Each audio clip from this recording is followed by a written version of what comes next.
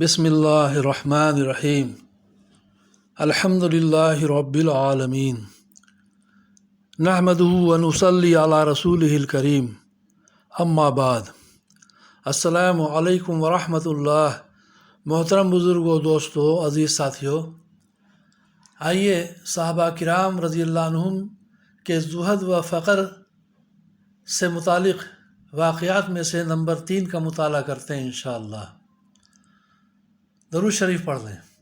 اللہم صلی علی محمد وعلی آل محمد وبارک وسلم۔ حضرت ابو ہریرہ رضی اللہ عنہ کی بھوک میں حالت۔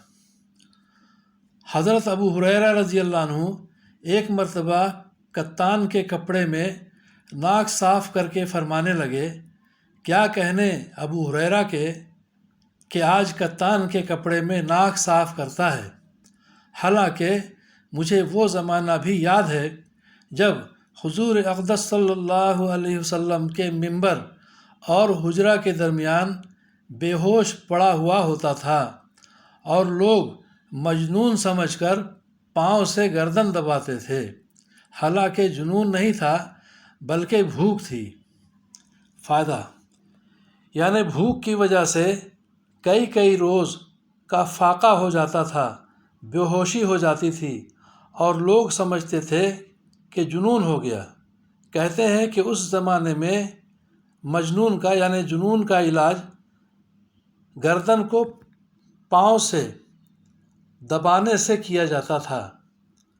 حضرت ابو ہریرہ رضی اللہ عنہ بڑے صابر اور قانع لوگوں میں تھے، یعنی صبر کرنے والے اور قناعت کرنے والے لوگوں میں تھے۔ کئی وقت فاقے میں گزر جاتے تھے۔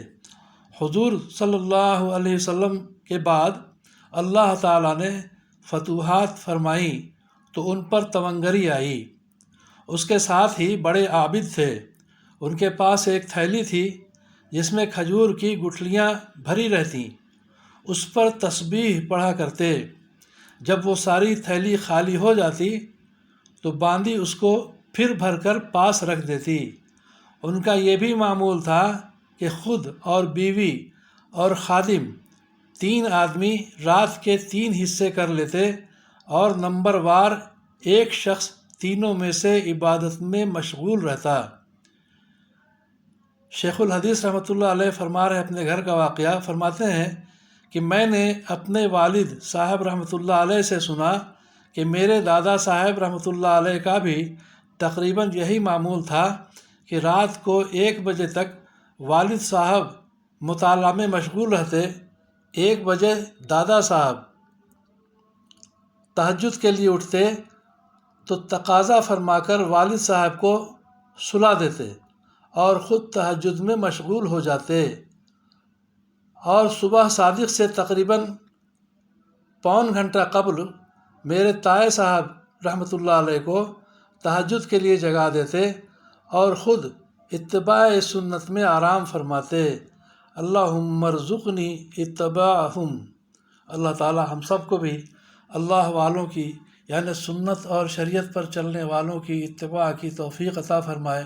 اللہ تعالی آپ سبوں کی، ہم سبوں کی ہر طرح کی پریشانیوں کو دور فرمائے، عافیت کا معاملہ فرمائے، ہر طرح کی ناگواریوں سے محفوظ فرمائے۔ جو لوگ ناحق مقدمات قید خانوں میں پھنسے ہیں ان کو چھٹکارا نصیب فرمائے۔ ہم سب کے ساتھ اپنی مدد شامل حال فرمائے۔ آمین یا رب العالمین۔